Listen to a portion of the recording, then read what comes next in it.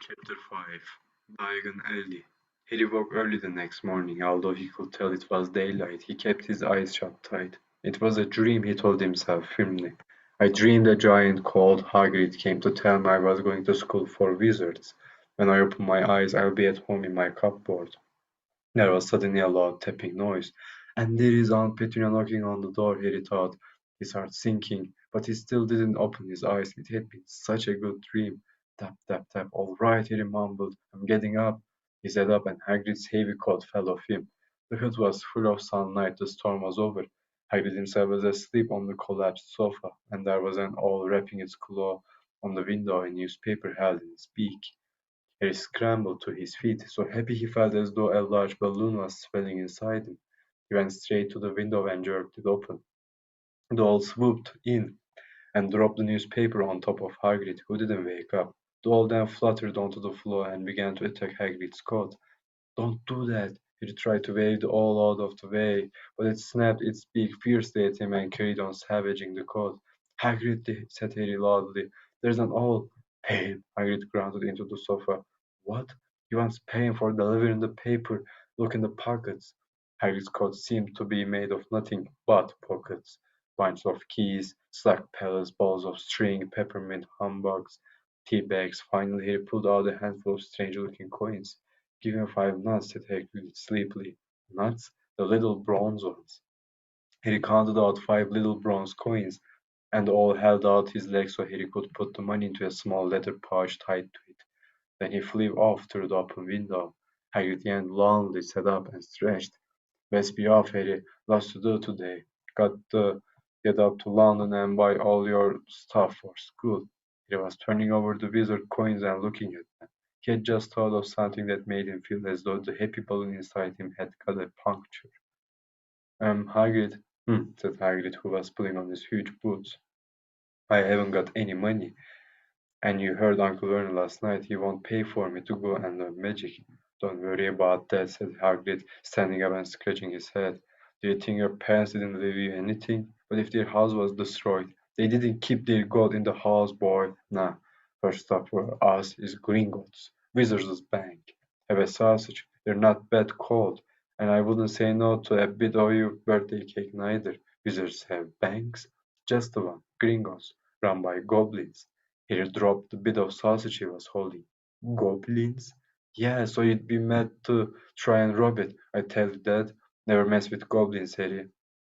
Gringos is the safest place in the world for anything you want to keep safe, except maybe Hogwarts. As a matter of fact, I gotta visit Gringos anyway for Dumbledore. Hogwarts business. Harry drew himself up proudly. He usually gets me to do important stuff for him. Fetching you, getting things from Gringos. Now he can trust me, see? Burada güzel bir olay var. Hani dediydik Hagrid ve Trelawney böyle basit insanlar olsalar bile söyledikleri şeyler %100 doğru çıkıyor bir şekilde. Belki biraz basitleştirilmiş bir şekilde anlatıyorlar falan ama doğruyu söylüyorlar. Hani Gringotts dünyadaki en işte korunaklı yer diyor. Hani Hogwarts dışında belki yapıyor falan filan. Bu da nasıl hikayeye bağlanacak? Hani Harry, Ron, Hermione Gringotts'tan şeyi çalacaklar işte kupayı. Ondan sonra Hortkul'u almak için işte Hogwarts'a gelecekler. O ihtiyaç odasının o bulunamazdı. Bulunabilir olsa bile oradaki yani binlerce, milyonlarca belki eşyanın olması falan. Milyonlarca tabii ki de değildir de. 10 binlerce diyeyim. Hani daha şey yapıyor yani korunaklı. Got everything. Come on then. Harry followed Hagrid out onto the rock. The sky was quite clear now and the sea gleamed in the sunlight. The boat Uncle Vernon had hired was still there. It had a lot of water in the bottom after the storm. How did you get here? Harry asked, looking around for another boat. Flew, said Hagrid. Flew? Yeah, but we'll go back in this. Not supposed to use magic now, I've got you. They settled down in the boat, Harry still staring at Hagrid, trying to imagine him flying. Seems a shame to row, though, said Hagrid, giving Harry another of his sideway looks. If I was to speed things up a bit, would you mind not mentioning it at Hogwarts? Of course not, said Harry, eager to see more magic. Hagrid pulled out the pink umbrella again, tapped it twice on the side of the boat, and they sped off toward land. Why would you be mad to try and rob Gringotts? Harry asked. Spells, enchantments, said Hagrid, unfolding his newspaper as he spoke. They say there's dragons guarding the high security walls, and then you got the find your way. Gringos is hundreds of miles under London. See, deep under the underground. You'd die of hunger trying to get out, even if you did manage to get your hands on some meth. Harry sat and thought about this while Hagrid read his newspaper, the Daily Prophet. Harry had learned from Uncle Vernon that people liked to be left alone while they did this, but it was very difficult. He'd never had so many questions in his life. Ministry of Magic messing things up as usual, Hagrid muttered, turning the page. There's a Minister of Magic, Harry asked before he could stop himself. Of course, said Hagrid. They wanted Dumbledore for Minister, of course, but he'd never leave Hogwarts, so old Cornelius Fudge got the job, bungler if ever there was one. So he pelts Dumbledore with balls every morning, asking for advice. But what does a Ministry of Magic do? Well, their main job is to keep it from the muggles that there is still witches and wizards up and down the country. Bunu şeyde konuştuyduk.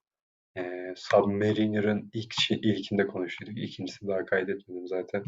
Hani böyle mesela oradaki o Submariner'ın halkı da normal insanlardan daha güçlülerdi falan. Ama daha güçlü oldukları halde insanlarla açık bir şekilde savaşmıyorlardı. Çünkü sayıları çok azdı falan ve insanların da teknolojisi var. İnsanlar işte zeki. Şimdi hani aynı hesap burada da var. Zaten orada da o Submariner'ı okurken de bu örneği verdiydim. Hani büyücülerin asaları var. Bir kere büyü yapabiliyorlar falan. Bir sürü şeyi büyüyle halledebiliyorlar. Muggle'ların teknoloji üretmeleri gerektiği yapabilmek için. Ama yine de büyücü sayısı çok az. Çünkü bir şekilde normal insanlar, Muggle'ların sayısı çok fazlalaştı. Artı teknoloji de çok gelişti falan. Yani bir şekilde teknoloji artı sayılarının fazlalığıyla o büyünün verdiği avantajı aşabildiler falan. Onun için büyücüler saklanmak zorunda kalıyorlar şey olarak. Çünkü bir şekilde büyücüler açık bir şekilde bir savaş başlatsalar falan yenilecekler. Why? Why? Blimey, everyone be wanting magic solutions to their problems. Now we're best left alone. At this moment, the boat bumped gently into the harbor wall. Hagrid folded up his newspaper and they clambered up the stone steps onto the street. Passers-by stared a lot at Hagrid as they walked through the little town to the station. Harry couldn't blame them. Not only was Hagrid twice as tall as anyone else, he kept pointing at perfectly ordinary things like parking meters and saying loudly, "See that? Harry thinks these muggles dream up." Hagrid, said Harry, panting a bit as he ran to keep up. "Did you say there are dragons at Gringotts?" "Well, so they say," said Hagrid. "Crikey, I'd like a dragon." "You'd like one?" "Wanted one ever since I was a kid." Here we go. They had reached the station. There was a train to London in 5 minutes' time. Hagrid, who didn't understand Muggle money, as he called it, gave the bills to Harry so he could buy their tickets. People stared more than ever on the train. Hagrid took up 2 seats and sat knitting what looked like a canary yellow circus tent. "Still got your letter, Harry?" he asked as he counted stitches. Harry took the parchment envelope out of his pocket. "Good," said Hagrid. "There's a list there of everything you need." Harry unfolded a second piece of paper he had noticed the night before and read, "Hogwarts School of Witchcraft and Wizardry. Uniform first-year students will require first 3 sets of plain work robes, black. Second one plain pointed hat, black for they wear. Third one pair of protective gloves, dragon hide or similar. Fourth, one winter cloak, black silver fastenings. Please note that all Papyrus's clothes should carry name text." Şimdi burada güzel bir nokta var. Uşakların böyle sivri uçlu şapkalar giymesi gerekiyor. Böyle cübbe giyiyorlar falan. Oradan şeye geliyoruz. Bu filmlerinde hani bir kere büyücüler okulda değillerse gayet de böyle kot pantolon, tişört, gömlek falan takılıyorlardı böyle dışarıda. Hani okuldayken de böyle işte ayaklarına kadar inen şeyler giyiyorlardı ama öyle sivri şapkalar falan görmüyorduk hiç. Hani burada bildiğimiz bu orta çağlarda insanlar büyücüleri, cadıları nasıl resmediyorlarsa o tarz giyiniyor büyücü dediğimiz insanlar. Aslında bayağı bir gelenekçiler yani böyle moda falan var mı pek bilmiyorum ama genelde herkesin tipi benziyor yani. Hatta bu eski Harry Potter, bizde bu Harry Potter Ölüm Yadigarı'nın ilk baskısı vardı. Orada işte her bölümün başında resimler vardı mesela. Böyle büyücüleri gördüğümüz yerlerde falan böyle gayet sivri şapkalı, işte bu neydi onu, rob giymiş, seni bu ne dedi, pelerin değil, tam adı aklıma gelmedi. Neyse yani şey, böyle klasik o çizgi filmlerde yaptıkları o orta çağdaki o insanların resimlerini çizdikleri büyücüler gibi giyiniyor. Course books. All students should have a copy of each of the following: The Standard Book of Spells, Grade 1 by Miranda Goshawk, A History of Magic by Bathilda Bagshot, Magical Theory by Adalbert Waffling, A Beginner's Guide to Transfiguration by Emeric Switch, 1000 Magical Herbs and Fungi by Philidas Poor, Magical Drugs and Potions by Arsenius Jigger, Fantastic Beasts and Where to Find Them by Newt Scamander, zaten direkt film adı bu. The Dark Forces, A Guide to Self-Protection by Quentin Trimble, Other Equipment, One Wand, One Cauldron, Pewter Pinch, Standard Size 2, One Set Glass or Crystal Files, One Telescope, One Set Brass Scales. Students may also bring an awl or a cat or a toad. Burada gayet güzel bir İngilizce kullanımı var. Gerçek İngilizce kullanımı. Students may also bring an owl. Ya baykuş getirebilirler, ya bir kedi getirebilirler, ya bir kurbağa getirebilirler. Burada iki tane or kullanması, ikisinde büyük harfle yazılması, hani iki tane or kullanması şey anlamına geliyor zaten. Hani bunlardan, bu üçünden birini seçeceksin. Bu üçünden ikisini getiremezsin. Bu üçünden üçünü de aynı anda getiremezsin diyor. Orun büyük yazılması şeyi getiriyor lafı. Hani biz bunu dedik, siz anlamadınız. Böyle bazılarınız hala işte bir baykuş bir kediyi aynı anda getirmeye falan kalkıştı. Yeter artık, yapmayın bunu. Hani or büyük harfle yazıyorum, hani görün artık. Parents are reminded that first years are not allowed their own broomsticks. Can we buy all this in London? Harry wondered aloud. If he know where to go, said Hagrid. Harry had never been to London before, although Hagrid seemed to know where he was going. He was obviously not used to getting there in an ordinary way. He got stuck in the ticket barrier on the underground and complained loudly that the seats were too small and the trains too slow. I don't know how the muggles managed without magic, he said, as they climbed a broken down escalator that led up to a bustling road lined with shops. Hagrid was so huge that he parted the crowd easily. All Harry had to do was keep close behind him. They passed bookshops and music stores, hamburger restaurants and cinemas, but nowhere that looked as if it could sell you a magic wand. This was just an ordinary street full of ordinary people. Could there really be piles of wizard gold buried miles beneath them? Were there really shops that sold spellbooks and broomsticks? Might this not all be some huge joke that the Dursleys had cooked up? If he hadn't known that the Dursleys had no sense of humor, he might have thought so, yet somehow, even though everything Hagrid had told him so far was unbelievable, Harry couldn't help trusting him. This is it, said Hagrid, coming to a halt. The Leaky Cauldron is a famous place. It was a tiny, grubby-looking pub. If Hagrid hadn't pointed it out, Harry wouldn't have noticed it was there. The people hurrying by didn't glance at it. Their eyes slid from the big bookshop on one side to the record shop on the other, as if they couldn't see the leaky cauldron at all. In fact, Harry had the most peculiar feeling that only he and Hagrid could see it. Before he could mention this, Hagrid had steered him inside. For a famous place, it was very dark and shabby. A few old women were sitting in a corner, drinking tiny glasses of sherry. One of them was smoking a long pipe. A little man in a top hat was talking to the old bartender, who was quite bald and looked like a toothless walnut. The low buzz of chatter stopped when they walked in. Everyone seemed to know Hagrid. They waved and smiled at him, and the bartender reached for a glass, saying, "The usual, Hagrid?" "Can't, Tom. I'm on Hogwarts business," said Hagrid, clapping his great hand on Harry's shoulder and making Harry's knees buckle. "Good Lord," said the bartender, peering at Harry. Can this be?" The leaky cauldron had suddenly gone completely still and silent. "Bless my soul," whispered the old bartender. "Harry Potter! What an honor!" He hurried out from behind the bar, rushed toward Harry and seized his hand, tears in his eyes. "Welcome back, Mr. Potter, welcome back."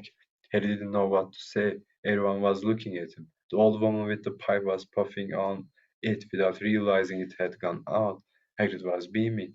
Then there was a great scraping of chairs, and the next moment Harry found himself shaking hands with everyone in the leaky cauldron. Doris Crockford, Mr. Potter, can't believe I'm meeting you at last. So proud, Mr. Proud. Mr. Potter, I'm just so proud. Always wanted to shake your hand. I'm all of a flutter. Delighted, Mr. Potter, just can't tell you. Diggle's the name, Daedalus Diggle.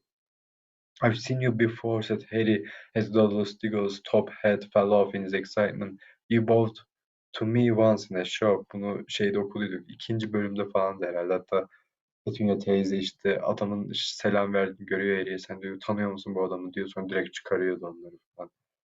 He remembers, cried the Daedalus Diggle, looking around at everyone. Did you hear that? He remembers me. He shook hands again and again. Doris Crackford kept coming back for more. A pale young man made his way forward very nervously. One of his eyes was twitching. Buraya geçmeden şurada bir şey demek istiyorum. Doris Crackford kept coming back for more. Hani böyle burada bu more yerine başka bir şeyler kullanabilirdi. Şu an aklıma gelmiyor ama bu more'u kullanılan komik bir cümle. Hani böyle sanki böyle adam bu Doris Crackford bir düğme keşfetmiş. Ona her bastığı çikolata geliyor böyle. Çikolata yemeyi çok seven bir insan olduğu için de paso düğmeye basıp duruyor gibi. Hani böyle Harry sanki çikolataymış. Böyle Harry sanki eee arzulanan bir nesneymiş ama ciddi bir şey değil. Şeker çikolata kadar basit bir şey falan. Hani komik yapıyor yani. Professor Quirrell, said Hagrid. Harry, Professor Quirrell will be one of your teachers at Hogwarts. Potter, stammered Professor Quirrell, grasping Harry's hand. He can't tell you how pleased I am to meet you. Burada güzel bir nokta var. Potter dedi. Sonra da stammered Professor Quirrell dedi. Hani böyle bir fiil var. Hani ed takısına falan anlaşılıyor bence. Sonra da Professor Quirrell diyor. Hani Professor Quirrell'ın bir şey yaptığını anlıyoruz. Şundan sonra diyor. Hani direkt şunu gördüğümüz an aynı anda hani üç tane harf aynı harf üç kere peş peşe geliyor. Hani bunun kekemelik olduğunu anlıyoruz. Sonra bu kelime geçiyor. Bir şey yapma olduğunu anlıyoruz. Kelimeyi bilmiyoruz belki ve Profesör Quirrell'ın yaptığını anlıyoruz. Hani direkt işaretleri takip edince bu kekelemek oluyor. Hani böyle bir güzelliği var zaten kitaplarda. Hani dilin zaten böyle bir şey var. Genelde hani bir cümle ondan önceki cümlenin ya da ondan sonraki cümlenin açıklayıcısı konumunda oluyor. Yani bazen aynı anda ikisinin de oluyor. Hani bir şeyler hep birbirini açıklıyor falan. Hani böyle mesele tek işte bu kelimeyi biliyorsun, bildiğin an bu cümleyi anlıyorsun, bu kelimeyi bilmezsen anlamıyorsun değil yani. Hani burada gördük, direkt böyle bir aynı harfi söylüyor falan konuşamıyorum. Potter oluyor. Kekeleme oluyor yani. What sort of magic do you teach, Professor Quirrell? The defense against the dark arts, muttered Professor Quirrell as though he'd rather not think about it. Not that you need it, Potter, he laughed nervously. You'll be getting all your equipment, I suppose. I've got to pick up a new book on vampires myself. He looked terrified at the very thought. But the others wouldn't let Professor Quirrell keep Harry to himself. It took almost 10 minutes to get away from them all. At last Hagrid managed to make himself heard over the babble. Must get on. Last stop by. Come on, Harry. Doris Crockford shook Harry's hand one last time, and Hagrid led them through the bar and out into a small walled courtyard where there was nothing but a trash can and a few weeds. Hagrid grinned at Harry. Told you, didn't I? Told you was famous. Even Professor Quirrell was trembling to meet you. Mind you, he's usually trembling. Is he always that nervous? Oh yeah, poor bloke. Brilliant mind. He was fine while he was studying all the books, but then he took a year off to get some first-hand experience. They say he met vampires in the Black Forest, and there was a nasty bit of trouble with the hag. Never been the same since. Scared of the students, scared of his own subject. Now, where is me, umbrella? Vampires, hags. His head was swimming. Hagrid, meanwhile, was counting bricks in the wall above the trash can. Three up, two across, he muttered. Right, stand back, Harry. He tapped the wall 3 times with the point of his umbrella. The brick he had touched quivered. It wriggled. In the middle, a small hole appeared. It grew wider and wider. A second later, they were facing an archway large enough even for Hagrid, an archway onto a cobbled street that twisted and turned out of sight. Welcome, said Hagrid, to Diagon Alley. Şimdi burada yazar bir güzel bir numara yapıyor bize. Hani Welcome to Diagon Alley, said Hagrid deseydi hani böyle çok da bir şey olmayacak. Ama bir welcome diyor. Sonra bir set Hagrid diyor. Sonra to diagonal yapıyor. Yani böyle bir welcome oluyor sadece. Tek başına olunca biz böyle bayağı harika bir yer gördüğümüzü anlıyoruz o an. Set Hagrid to diagonal diye böyle heyecanımızı iyice de arttırıyor Hagrid falan. Sonra da he grinned at Harry's amazement falan. Şaşırdık bayağı. They stepped through the archway. Harry looked quickly over his shoulder and saw the archway shrink instantly back into solid wall. The sun shone brightly on a stack of cauldrons outside the nearest shop. Cauldrons all sizes, copper, brass, pewter, silver, self-stirring, collapsibles, had a sign hanging over them. Yeah, you'll be needing one, said Hagrid, but we got to get you money first. Harry wished he had about 8 more eyes. He turned his head in every direction as they walked up the street, trying to look at everything at once. The shops, the things outside them, the people doing their shopping. Plump woman outside an apothecary was shaking her head as they passed, saying, "Dragon liver, 16 sickles an ounce, they're mad." A low, soft hooting came from a dark shop with a sign saying, "Evelop's All Emporium." Tawny, Screech, Barn, Brown, and Snowy. Several boys of about Harry's age had their noses pressed against a window with broomsticks in it. "Look," Harry heard one of them say, "the new Nimbus 2000, fastest ever." There were shops selling telescopes and strange silver instruments Harry had never seen before, windows stacked with barrels of bad spleens and eagles' eyes, tottering piles of spellbooks, keels, and rows of parchment potion bottles, globes of the moon. Gringos, said Hagrid. They had reached a snowy white building that towered over the other little shops. Standing beside its burnished bronze doors, wearing a uniform of scarlet and gold, was, yeah, that's a goblin, said Hagrid quietly as they walked up the white stone steps toward them. The goblin was about a head shorter than Harry. Yani Harry 10 yaşındaysa 7-8 yaşında bir çocuk kadarmış, yani bayağı kısalar.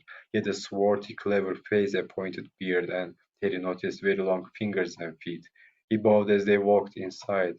Now they were facing a second pair of doors, silver this time, with words engraved upon them. "Enter, stranger, but take heed of what awaits the sin of greed, for those who take but do not earn must pay most dearly in their turn. So if you seek beneath our floors a treasure that was never yours, thief, you have been warned, beware of finding more than treasure there. Like I said, you'd be mad to try and rob it," said Hagrid. A pair of goblins bowed them through the silver doors, and they were in a vast marble hall. About 100 more goblins were sitting on high stools behind a long counter, scribbling in large ledgers, weighing coins in brass scales, examining precious stones through eyeglasses. There were too many doors to count leading off the hall, and yet more goblins were shoving people in and out of these. Hagrid and Harry made for the counter.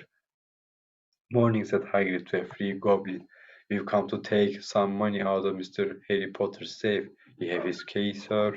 "But it's here somewhere," said Hagrid, and he started emptying his pockets onto the counter, scattering a handful of moldy dog biscuits over the goblin's book of numbers. The goblin wrinkled his nose. Harry watched the goblin on their right weighing a pile of rubies as big as glowing coals. "Got it," said Hagrid at last, holding up a tiny golden key.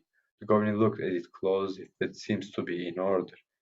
"And I've also got a letter here from Professor Dumbledore," said Hagrid importantly, throwing out his chest. "It's about the you-know-what in Vault 713. The goblin read the letter carefully. "Very well," he said, handing it back to Hagrid. "I will have someone take you down to both walls. Griphook." Griphook was yet another goblin. Once Hagrid had crammed all the dog biscuits back inside his pockets, he and Harry followed Griphook toward one of the doors leading off the hall. "What's the you-know-what in Vault 713? Harry asked. "Can't tell you that," said Hagrid mysteriously. "Very secret. Hogwarts business. Dumbledore's trusted me. More my job's worth to tell you that." Griphook held the door open for them. Harry, who had expected more marble, was surprised. They were in a narrow stone passageway, lit with flaming torches. It sloped steeply downward, and there were little railway tracks on the floor. Griphook whistled, and a small cart came hurtling up the tracks toward them. They climbed in, Hagrid with some difficulty, and were off. At first they just hurtled through a maze of twisting passages. He tried to remember right, left, middle fork, right, left, but it was impossible. The rattling cart seemed to know its own way because Griphook wasn't steering. His eyes stung as the cold air rushed past them, but he kept them wide open. Once he thought he saw a burst of fire at the end of a passage and twisted around to see if it was a dragon, but too late. They plunged even deeper, passing an underground lake where huge stalactites and stalagmites grew from the ceiling and floor. I never know, Harry called to Hagrid over the noise of the cart. What's the difference between a stalagmite and a stalactite? Biri sarkıt, biri dikit. Hangisi sarkıt, hangisi dikit ben de bilmiyorum. Harry de Hagrid'e onu soruyor burada. Stalagmites got an M in it. Stalagmite'ın içinde M harfi var diyor Hagrid böyle. Cevap vermiyor yani. And don't ask me a question just now. I think I'm gonna be sick. He did look very green, and when the car stopped at last beside a small door in the passage wall, Harry got out and had to lean against the wall to stop his knees from trembling. Griphook unlocked the door. A lot of green smoke came blowing out, and as it cleared, Harry gasped. Inside were mounds of gold coins, columns of silver, heaps of little bronze nuts. All yours, smiled Hagrid. All Harry's. It was incredible. The Dursleys couldn't have known about this or they'd have had it from his faster than blinking. How often had they complained how much it cost them to keep, and all the time there had been a small fortune belonging to him, buried deep under London. Hagrid helped Harry pile some of it into a bag. The gold ones are galleons, he explained. 17 silver sickles to a galleon and 29 nuts to a sickle. It's easy enough, right? That should be enough for a couple of terms. We'll keep the rest safe for you. He turned to Griphook. Well, 713 now, please. And can we go more slowly? One speed only, said Griphook. They were going even deeper now and gathering speed. The air became colder and colder as they hurtled round tight corners. They went rattling over an underground ravine, and Harry leaned over the side to try to see what was down at the dark bottom. But Hagrid groaned and pulled him back by the scruff of his neck. Vault 713 had no keyhole. Stand back, said Griphook importantly. He stroked the door gently with one of his long fingers and it simply melted away. If anyone but a Gringotts goblin tried that, they'd be sucked through the door and trapped in there, said Griphook. How often do you check to see if anyone's inside? Harry asked. About once every 10 years, said Griphook with a rather nasty grin. Something really extraordinary had to be inside this top security vault, Harry was sure, and he leaned forward eagerly, expecting to see fabulous jewels at the very least. But at first he thought it was empty. Then he noticed a grubby little package wrapped up in brown paper lying on the floor. Hagrid picked it up and tucked it deep inside his coat. He longed to know what it was, but knew better than to ask. Come on back in this infernal cart, and don't talk to me on the way back. It's best if I keep my mouth shut, said Hagrid. One wild cart ride later they stood blinking in the sunlight outside Gringotts. Harry didn't know where to run first now that he had a bag full of money.